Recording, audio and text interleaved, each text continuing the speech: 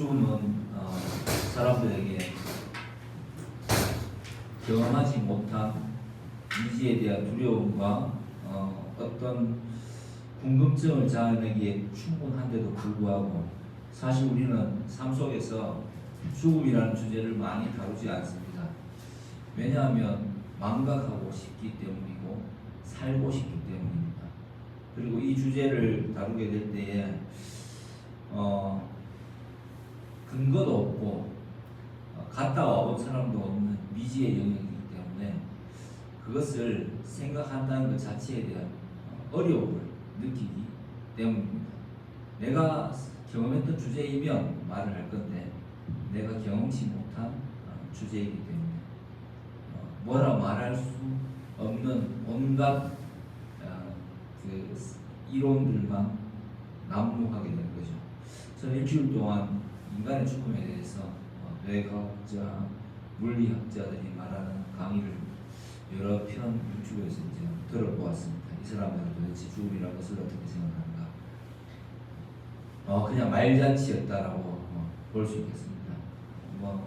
물리학자는 우리가 원소로 돌아가기 때문에 결국 죽는 것은 죽는 것이 아니라 우주의 하나의 먼지로다가 무엇으로 돌아가든지 간에 기초 단위로 돌아가는 것이기 때문에 자기는 죽음에 대해서 그렇게 경이롭다는 생각을 하는데 무섭지는 않다 그런 이야기도 했었고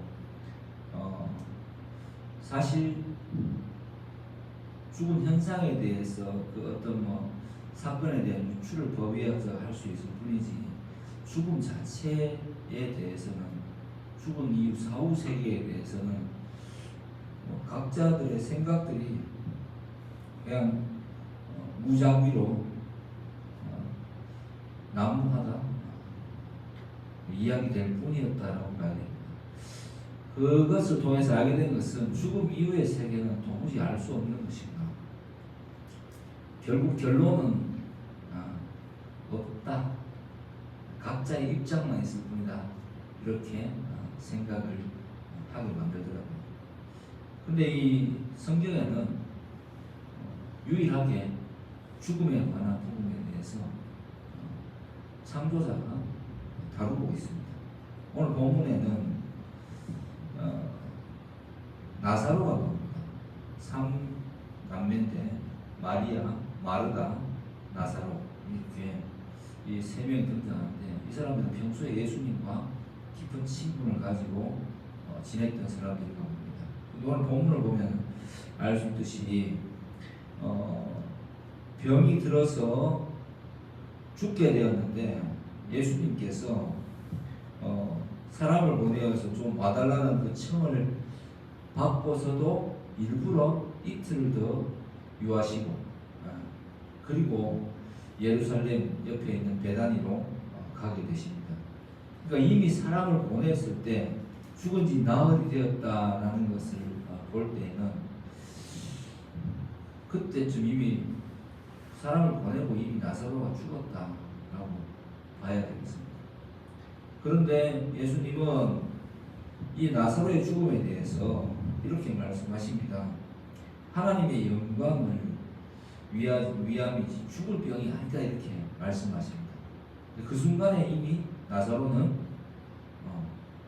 죽어 있었죠. 그런데 예수님은 이틀을 더 유하시고 제자들에게 다시 유대로 다시 가자 합니다. 그랬을 때 이제 제자들이 유대인들에게 지금 금방 얼마 전에 죽을 뻔했는데 또 그리로 가려고 하느냐라고 말씀하셨을 때 이 9절 말씀에 낮밤에 대한 이야기가 나옵니다. 낮이 12시간이다. 사람이 낮에 다니면 이 세상의 빛을 보기 때문에 실족하지 아니하는데 밤에 다니면 빛이 그 사람 안에 없는 걸로 실족하느니라 이 말씀을 하십니다. 이것은 요한복음의 큰 주제와 상통에 있는 말씀입니다. 여기서 말하는 낮이라는 것은 하나님이 부르신 사역의 시간입니다. 하나님의 섭리의 때를 말하는 거죠. 이때에 다니면 하나님의 섭리가 있는 그 하나님의 때에 어떤 위험이나 두려움이 도사리고 있다고 하더라도 결국 하나님께서 원하시는 대로 우리가 행한다면 그것은 위협이 될 수 없다. 그리고 하나님의 일은 하나님의 뜻대로 이루어진다라고 말씀하시고, 밤에 다닌다라는 것은 우리가 어떤 상황만을 고려해서 이성적으로 판단하는 것을 뜻합니다. 칼빈이나 최근에 어떤 그 주석자들, 디에이 카슨 이런 사람들이 그렇게 이제 다들 동일한 입장을 좀 보이고 있습니다. 그래서 개혁주의 입장에서 이렇게 보자면 이성적 판단을 하게 되면은 하나님의 일을 생각할 수 없기 때문에 상황 판단 속에서 하나님의 일을 함부로 때가 안 좋기 때문에 지금은 하지 말자, 지금은 뭔가 어렵다라는 나의 생각으로 상황을 타진하게 되면은 그게 밤이다라고 지금 예수님께서 말씀하고 계신 것입니다. 그래서 어차피 이 요한복음 전체 주제에서 이 나사로의 사건, 나사로를 부활시킴으로써 다시 살게 하심으로써 결국 이 사건 때문에 예수님은 십자가의 길로, 죽음의 길로 가게 되시는 그것을 지금 계기가 되게 됩니다. 촉발하는 가장 중요한 사건인데, 예수님께서는 이 말씀을 보면 알 수 있듯이 죽을 줄 아시고 이 사건 때문에 본인이 십자가를 지게 될 줄 아시지만 친히 그 길로 가시게 된다는 것을 알 수 있습니다. 그래서 우연으로 일어난 사건이 아니다라는 것을 본문을 통해서 말해주고 있습니다. 그때 제자들이 그런 말을 합니다. 예수님이 잠들었다 이렇게 이야기하니까, 잠들었으면 가서 깨우면 되지 않습니까? 이런 정말 병들어서 차라리 잠자고 있었으면 좋겠습니다. 이렇게 그러면 예수님께서 가시면 나을 수 있겠습니다. 이런 이야기를 합니다. 예수님께서 말씀하십니다. 이미 죽었다. 이렇게 말씀하시니까 그리고 알 수 없는 말씀하시죠. 내가 너희를 위하여서 거기 차라리 죽지 않았을 때 있지 않았던 것을 오히려 내가 기뻐한다. 너희가 믿게 하기 위해서 그러한 일들이 일어난 거야 라고 말씀하시니까 쌍둥이 디두모라는 디두모라는 쌍둥이 것입니다. 도마가 말하기를 그렇게까지 말씀하시니까 우리 다 함께 주와 함께 죽으러 갑시다. 이런 결연한 의지를 다지고 함께 가게 되는 것입니다. 그런데 예수께서 이미 그 마을에 베다니에 도착하셨을 때는 죽은 지 나흘, 시체의 부패가 시작되던 시기였습니다. 그래서 이제 마르다가 옵니다. 왜 예수님 그때 사람을 보냈을 때 빨리 오셔서 우리 오빠를 고쳐주시지 않으셨어요? 그때 계셨더라면 괜찮았을 건데 하시니까 예수님께서 뭐라고 합니까? 예수님께서 다시 살아나시다 날 것이다 라고 말씀하시니까 마르다는 또 이야기합니다. 그렇죠. 마지막 날에 부활해서 다시 살겠죠. 예수님은 하나님의 아들이시니까 그렇게 다시 살리시겠죠 라고 자기 입장에서는 먼 미래의 일을 주님의 재림의 때를 이야기를 합니다. 그때 예수님께서는 뭐라고 했습니까? 굉장히 비통해 하십니다. 이 대답을 해서. 그리고 마리아가 와서 마리아도 똑같은 이야기를 합니다. 주님 계시지 그랬어요. 빨리 오셨더라면 살아날 수 있었을 텐데 라는 이야기를 합니다. 그때 33절에 보면은 또 38절에 보면은 비통이 여기셨다. 심령에 비통이 여기셨다라고 되어 있습니다. 이 비통이 여기라는 건 뭐냐면 고대 헬라어로 에네브리 메스타오 이렇게 이제 단어가 되어 있는데요. 이거는 그냥 비통이 있다는 건 통분이 있다 이런 말은 그냥 적당히 좀 심령의 통분이 여기 있다는 말을 우리가 들으면 그냥 이렇게 할 줄 알았는데 그 말이 아니에요. 알 수 없는 정말 사람이 격분했을 때 나타나는 거 있지만 그냥 중얼거리면서 우리나라 말로 하면 어떻게 됩니까? 이럴 수가 있다. 이럴 수가 있단 말인가? 이런 제발 이렇게까지 사람은 이런 이제 알 수 없는 거죠.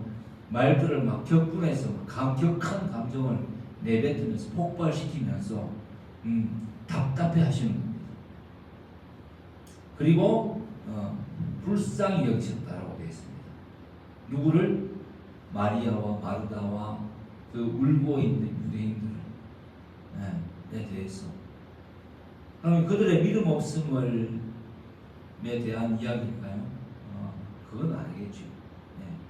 죽음 자체에 대해서 당황해하고 울고 있는 그들을 보면서 당신이 하실 것을 다시 살리실 것을 아시기 때문에 그 죽음 자체에 직면해 있는 그 죄로 인한 인간의 비참한 상태에 대해서 비통해 하시는 겁니다.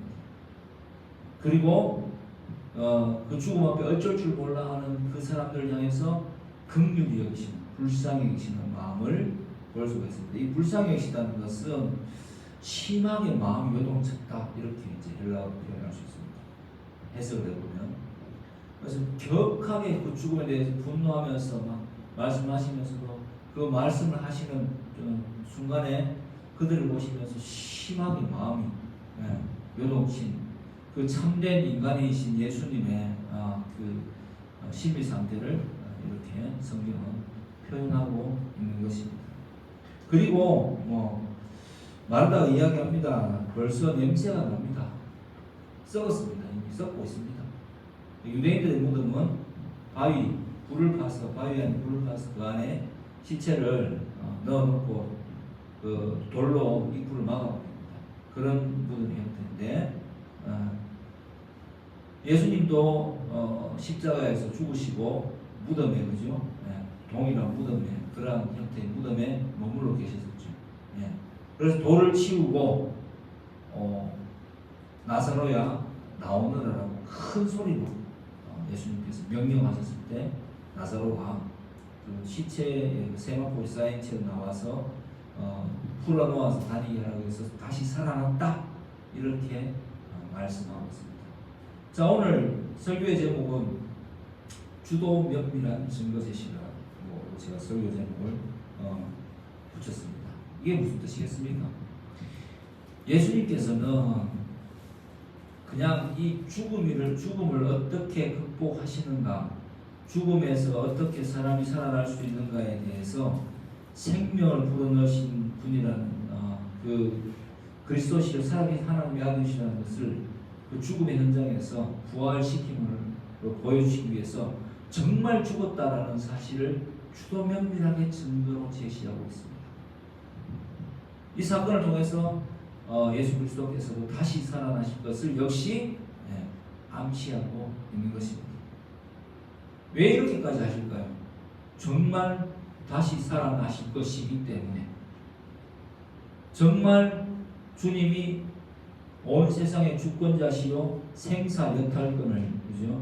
쥐고 계신 분이시기 때문에, 죽이기도 하고 살리기도 하시는 분이시기 때문에, 부활이요 생명이시기 때문에, 그래서 이 말씀을 오늘날 보고 있는 모든 사람에게 정말 나사로가 죽었다라는 사실을 핑계할 수 없도록 이렇게 많은 사람이 보는 데서 증거를 제시하고 있는 것입니다. 첫째, 가지 않으셨습니다. 병들어질 때 가지 않았습니다. 확실히 죽고 나서 사흘 만에도 아니고 나흘 만에 시체가 부패하기 시작할 때, 냄새가 날 때, 그때 당도하셨습니다. 그리고 완전히 확실히 죽어있는 나사로를 살리기 위해서 이 본문을 보면은 그렇게 예수님께서 주도 면밀하게 행동하고 계십니다. 왜 이러셨을까요? 죽었다가 다시 살아난 나사로처럼 예수 그리스도를 믿는 자는 영원토록 예수님과 더불어 영생을 누리는 것을 보여주시려고, 그리고 현재 우리 앞에 놓여 있는 죽음이라는 이 문제를 극복할 수 있는 유일한 해결책은 예수 그리스도밖에 없다는 것을 보여주시기 위해서 이렇게 하셨습니다. 여러분은 어때요? 죽음에 대해서 생각해 보셨어요? 살고 죽는 것은 태어나는 데는 순서가 있지만 가는 데는 순서가 없습니다. 그런데 인간은 그 사실에 대해서 망각하고 싶어 하고 의도적으로 회피하고 싶어 합니다. 만약 정확한 선례가 있고 답이 있다면 우리가 그렇게 두려워하지 않아도 될 것입니다. 십자가에서 죽으시고 3일 만에 부활하셔서 어둠의 권세를 물리치신 예수 그리스도가 동일하게 나흘 동안이나 죽어 있었던 나사로를 먼저 살리셨습니다. 이 사건을 통해서 우리는 예수님만이 유일하게 이 죽음의 문제를 해결할 수 있는 분인 줄 깨달을 수 있어야 되겠습니다. 두렵지 않습니까? 막연한 생각으로 죽음을 생각하고 있지는 않습니까? 예수를 믿는다는 것은 완전히 다른 관점을 가진다는 것을 뜻합니다. 알 수 없는 것에 대해서 희미하게 유추하고 뭔가 추론해서 그죠? 어떤 서로 논리를 펼치고 하는 그런 이야기가 아니라 정말 죽었다가 다시 살아날 수 있다는 것을 명백하게 보여주고 있음에도 불구하고 그럼에도 불구하고 사람들은 잘 믿으려 하지 않습니다. 예수님께서 스스로 내가 부활이요 생명이다라고 말씀하셔도 그 사실에 대해서 그걸 이야기를 듣고 있음에도 불구하고 여전히 인간은 그것을 극복할 수 없는 존재지라고 하는 자신의 생각 속에 예수님조차도 한정시키는 그런 인간의 모습을 오늘 본문에서도 역시 볼 수가 있습니다. 이런 인간들을 위해서 예수님이 하신 것은 완전한 죽음에서 부활시키는 현장을 보여주시는 것입니다. 예수님 왜 이렇게까지 하실까요? 내가 온 것은 양들 하여금 생명을 얻게 하고, 내가 내게 속한 앞장에 나오죠, 그죠? 내 음성을 들으며 내게 반응하는 것은 내 양이다. 내 양은 내 음성을 들으며 내 목소리에 반응한다. 내가 온 것은 내 양들 하여금 생명을 얻게 하고 오셨다. 자, 요한복음 17장 3절을 보면 뭐라고 나옵니까? 영생은 유일하신 하나님과 그의 보내신 자 예수 그리스도를 믿는 것이다. 영생의 본질이 무엇인지를 정확하게 보여주십니다. 그리고 나사로를 통해서 그냥 이 말이 단순하게 의미적으로 요즘 막 그런 이제 성경 해석하는 듯이 하는 그런 말이 아니라 진짜 죽음에서 생명으로 옮겨줄 수 있는 물리적인 현장도 보여주시고, 그리고 부가해서 그냥 하이랜더 옛날에 나온 그 영화였어요. 죽어도 죽지 않는 계속해서 살아나는 불멸의 존재로서의 그냥 그런 물리적인 영원한 삶이라고 하지 않으시고, 영생이라는 것은 완전한 행복에 이르는 삶이다라는 것을 17장 3절을 통해서 또한 말씀하고 계십니다. 우리가 물리적 죽음을 극복하고 난 뒤에는 예수 그리스도께서 마지막 날에 우리를 재림할 때에 생명의 부활로 혹은 믿지 않는 자는 심판의 부활로 부르시고 난 뒤에는 어떻게 하겠습니까? 영생을 살게 하시는데, 그 영생의 내용은 존재론적 의미가 아니라는 겁니다. 어떤 자는 영벌에 처해지고 어떤 사람은 영생의 상태에 놓여지게 됩니다. 단순히 불멸일까요? 그런 이야기가 아닙니다. 오늘 본문에서 보여주는 것입니다.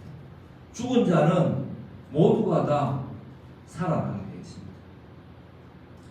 바다에서 죽은 자를 내어주고, 요한계시록 분명히 나오죠.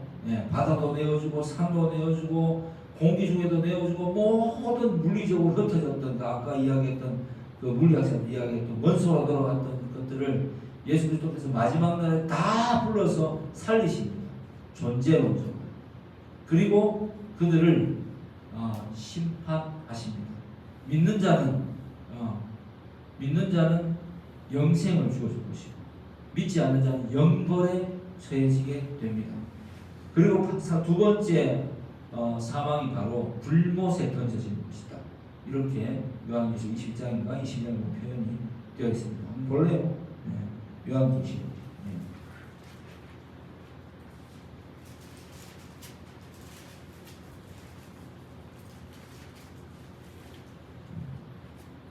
예, 20장 11절부터 한번 읽어드리겠습니다. 20장 11절 계시록 또 내가 크고 흰 보좌와 그 위에 앉으신 이를 보니 땅과 하늘이 그 앞에서 피하여 간데없더라. 또 내가 보니 죽은 자들이 큰 자나 작은 자나 그 보좌 앞에 서 있는데 책들이 펴 있고 또 다른 책이 펴졌으니 곧 생명책이라. 책이 어떻게 되어 있다고요? 책들이 펴 있는데 또 다른 책이 있는데 책들이 많이 펴져 있는데 다른 책이 있는데 하나는 생명책이라고. 죽은 자들이 자기 행위를 따라 책들에 기록된 대로 심판을 받으니 바다가 그 가운데서 죽은 자들을 내주고 또 사망과 음부도 그 가운데에서 죽은 자들을 어떻게 한다고요? 내주매 각 사람이 자기의 행위대로 심판을 받고 사망과 음부도 불못에 던져지니 이것은 둘째 사망 곧 불못이라. 네. 그러니까 육신은 물리적 죽음은 네? 불못에 던져지고 누구든지 생명책이 기록되지 못한 자도 불못에 던져져서 영원한 소멸이 아니라 영원한 고통에 처하게 된다라고 이 요한계시록은 우리에게 심판에 대한 메시지를 던지고 있습니다. 그리고 21장에 보면 새하늘과 새 땅 내려오고 영생의 삶이 무엇인가에 대해서 이제 실체를 이렇게 환상을 통해서 주님께서 보여주십니다. 영생은 어떤 거예요? 예, 제가 옛날에 한번 말씀드렸는데 요한복음 17장 3절에 다시 한번 가보겠습니다. 17장 3절에 영생이 무엇이냐라고 했을 때 유일하신 참 하나님과 그가 보내신 자 예수 그리스도를 아는 것이다. 아는 것이다. 줄쫙 쳐놓습니다. 영생은 곧 유일하신 참 하나님과 그가 보내신 자 예수 그리스도를 아는 것이다. 이 안다는 말은 뭐라고 했습니까? 그노스코 히브리어로 하면 야다 체험하는 것이다 라고 이야기합니다. 그래서 영생에서 새하늘과 새 땅에서 누리는 생명책에 기록된 자의 삶이라는 것은 그 새하늘과 새 땅 이 세상에서도 지금 저주받은 이 세상에서 죄로 인하여 오염된 이 세상에서도 아름다운 것이지 않습니까? 근데 영생 이후에 이제 심판 이후에 영생을 받은 자의 삶은 지속적인 아름다움과 지속적으로 그 하나님께서 베푸신 새 하늘, 새 우주 그리고 새 땅에서 하나님이 지으신 모든 것들을 누리고 살아가는 삶입니다. 그게 바로 영생의 실체입니다. 그러니까 피상적인 것이 아닌 거예요. 영벌은 불못이라고 했습니다. 불로 쏟치듯 하는 고통을 영원토록 받는 것을 뜻하는 거죠. 그럼 존재는 어떻게 됩니까? 우리의 모든 존재는 여러분 기록해 놓으세요. 한번 그냥 써놓을게요. 존재론적으로는 모두가 다 어떻게 됩니까? 존재론적으로는 모두가 다 부활합니다.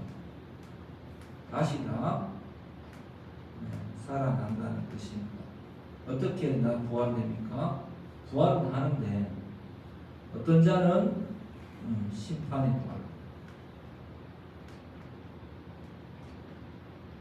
어떤 자는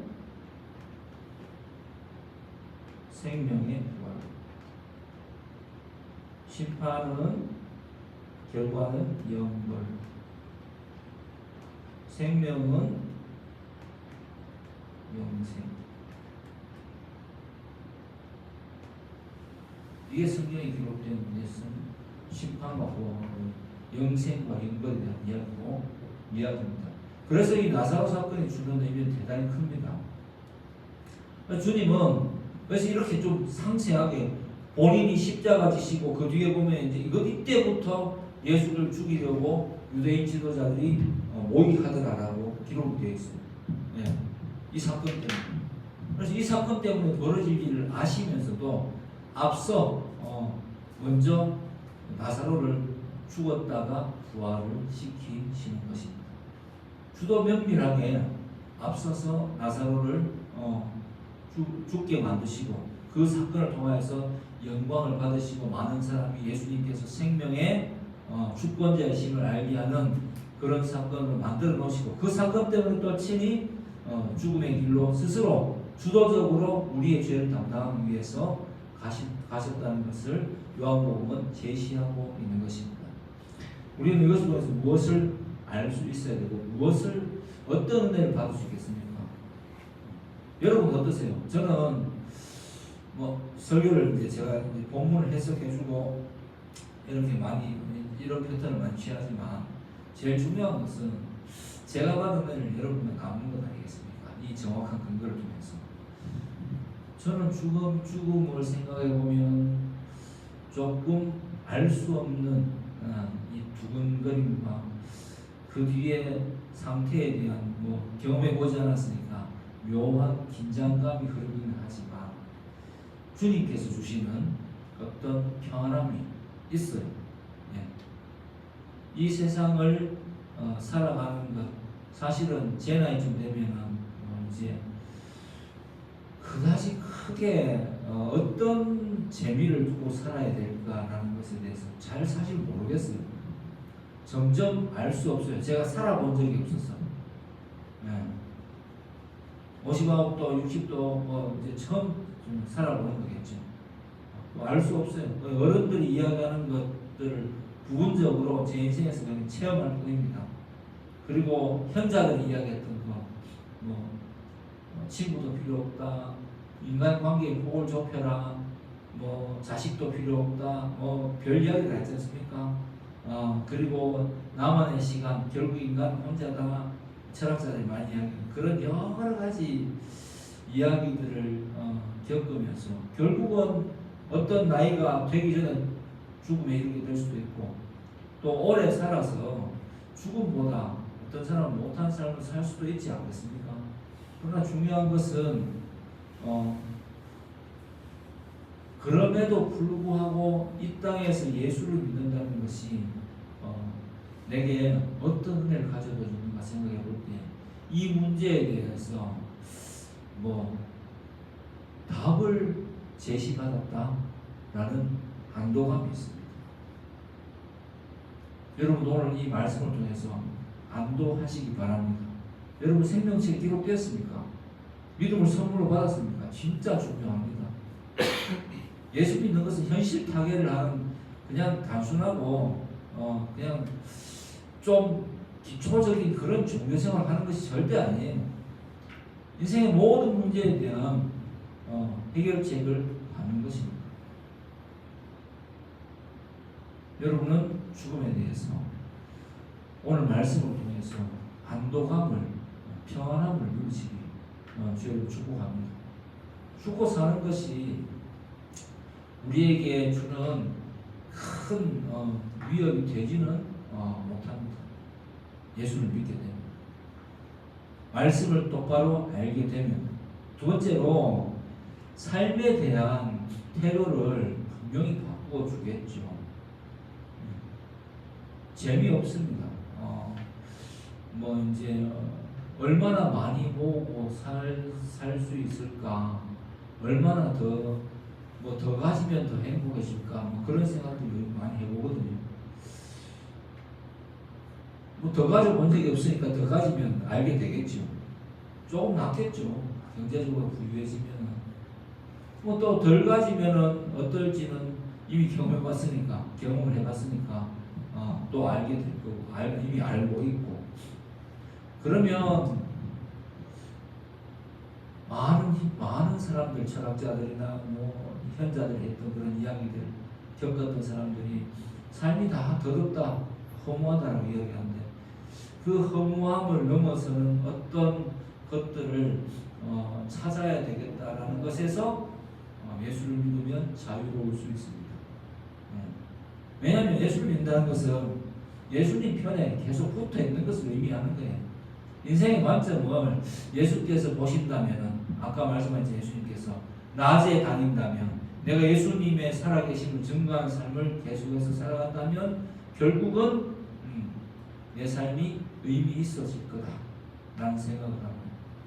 내가 예수님과 떨어져서 소위 말해서 상황 판단에 따른 어떤 상황에 따른 이성적 판단으로만 내가 믿는다 하면서도 계속 이 상황에 대해서 핑계를 대고 변명을 하면서 나의 똑똑함을 따라서 살아간다면, 믿음 없이 살아간다면 주님을 우리가 찬양한 대로 기쁘시게 못한 뿐더러 또한 내 삶 자체에 대한 불안함이 항상 나를 감쌀 거예요. 그래서 거의 현실에서 만족함을 모르는 삶을 살 겁니다. 부자라고 정말 행복할까요? 돈으로부터 자유할 수 있습니다. 경제적으로 자유해지는 것은 참 중요합니다. 그러나 경제적으로 자유를 누리는 것이 것만이 인생의 목표가 되어서는 또 안 됩니다. 왜? 경제적으로 자유를 누리다가 어느 날 갑자기 덜컥 병에 걸린다고 생각해보세요. 어느 날 내가 원하는 대로 갈 수 없고 내가 하고 싶은 것을 할 수 없는 어떤 시기가 왔을 때는 어떻게 할래요? 돈이 있은들 무슨 소용이 있겠습니까? 그래서 세상 사람들 이야기하죠. 건강이 최고야, 건강이 최고야. 네. 건강만 하면 될까요? 건강한데 그 건강을 또 누릴 수 있는 시간과 환경 또 그런 게 필요하지 않겠습니까? 그러려면 또 돈이 최고야, 돈이 최고야 이렇게 하겠죠. 그러니까 어느 양쪽으로 다 가지면 또 심심해요, 삶이. 부자에게는 자식이 없고 상속자만 있다. 예. 뭐 가난한 자에게는 그러면 뭐 자식이 있을까요? 물론 고통을 함께 나누고 어려운 때를 지내오는 그런 추억은 있겠지만은 그 가난 때문에 또 주어지는 또 이 현실적인 벽이 높습니다. 그 모든 것에서 자유로울 수 있는 방법이 있을까? 없더라고, 철학적으로. 누구도 거기에 대한 답을 낼 수는 없습니다. 그래서 현실 도피적으로 사람들은 입버릇을 많이 있습니다. 죽어야 되는데, 내가 죽어버려야 되는데 이런 이야기를 하십니까? 그러나 사실 죽고 싶을까요? 그것도 아닐 거예요. 죽음 이후에 더 답이 없다라고 생각하는 경우가 많거든요. 완전한 현실적 벽에 부딪히면 또 도피를 하지만 본인도 거기에 대한 뒤 세상에 대한 어리석은 확신을 가지고 그러한 길을 택하기도 하지 않겠습니까? 그럼 이 인생에 대해서 죽음은 어떤 것이다? 죽고 난 이후에 부활의 삶이 있다, 영생이 있다, 영벌이 있다라고 명확하게 말하고 있는 것은 그 주체가 되는 분, 추론이 아니라 그것을 유일하게 내가 부활이다, 내가 생명이다라고 말씀한 유일한 이 지구상에 역사적으로 존재했던 실존하는 인물은 예수 그리스도밖에 없습니다. 그래서 우리는 예수님밖에 답이 없어요. 그래서 예수님을 믿고 살아가야지만 인생에 대해서 후회하지 않고 살아갈 수가 있습니다. 내가 죽어도 바울의 고백처럼 나는 예수 안에서 죽어도 살겠고 살아서 믿으면 더욱더 영생을 누리는 삶을 지금부터 살 수 있는 것이고 그런 은혜를 좀 누렸으면 좋겠습니다. 참 심심한 삶이 계속될 거예요. 나이가 들수록. 지금은 옆에 친구들 있고 막 좋죠. 네. 또 자식이 있으면 어릴 때는 또 자식과 또 더불어서 크고 고생하는 재미도 누리겠죠. 근데 조금만 더 여러분들 지금 청년이지만 조금만 더 나이가 들어보세요. 네. 벌써 혼자라고 느끼는 경우가 있는 사람도 있을 것이고 네. 누가 나의 삶을 대신해 줄지는 못합니다. 이런 현실 속에서 내가 누군가를 만난다는 게 의미 없다라고 생각하면서 나는 자연인이다가 되기도 하고 그죠? 그 속에서 뭐 독불 자군처럼 살기도 하고 하는데 그렇게 되고 싶은 마음이 저도 인간이니까 보편적으로 불쑥불쑥 일어나더라고요. 제 마음이 제가 제 마음이 모르겠어요. 네. 일어나는데 그럼에도 불구하고 내가 예수님을 믿는 예수 안에 거하는 사람이 되었기 때문에 생각해 봅니다. 나는 오늘도 누군가를 만나서 복음을 전하고 싶다 라는 생각을 하고요. 어제도 제가 함께 운동하는 젊은 친구한테 제가 약간 가르쳐 주기도 하는데 젊은 친구한테 그 운동에 대해서 이야기하면서 그 어떤 제가 어떤 관점을 제시를 하고 그런 이야기를 했습니다. 보편적으로 사람들은 어떤 것들을 할 때 대부분 다 전제 자체를 그냥 보편적 전제를 정해놓는데 예를 들면 뭐가 있겠습니까? 그냥 그런 거예요. 누구나 다 보편적으로 옳다라는 생각하는 보편적 생각들이 있는데 탁월한 사람들은 그 전제를 다르게 가지고 있다. 그런 이야기 해줬습니다. 그래서 이제 그 친구가 이제 저한테 늘 배우고 있는데 어떻게 이제 저한테 그렇게 빠르게 이렇게 늘 수 있게 만들어 줄 수 있느냐, 어떻게 그런 생각을 하실 수 있냐 하길래 그때 제가 이야기했습니다. 나는 사실 옛날에는 난 잘 모르겠더라. 근데 내가 은혜를 받고 그 예수를 믿게 되고 예수님 안에서 거하게 된 어떤 순간부터 모든 것들을 좀 전제 자체를 좀 이게 맞나라는 생각을 들여다보는 그런 습관이 생기게 되었다. 그래서 이 운동도 사실은 내가 근본적으로 생각해 보니까 보편적으로 생각하는 그런 게 맞나라는 생각에서 출발해 보니까 아니더라.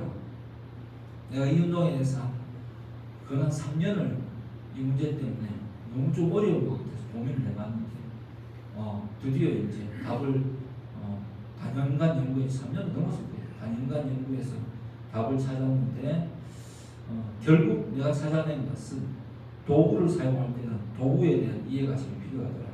그래서 내가 알려주고 그러니까 형님 말씀하신 대로 너무 쉽게 이 문제가 해결돼서 본인은 완전 그 몸치의 운동치인데 해결돼서 너무 기분이 좋다고 어제 너무 기분 좋다고 그래. 그러니까 누구야? 그래서 예수를 믿어야 되는 거다.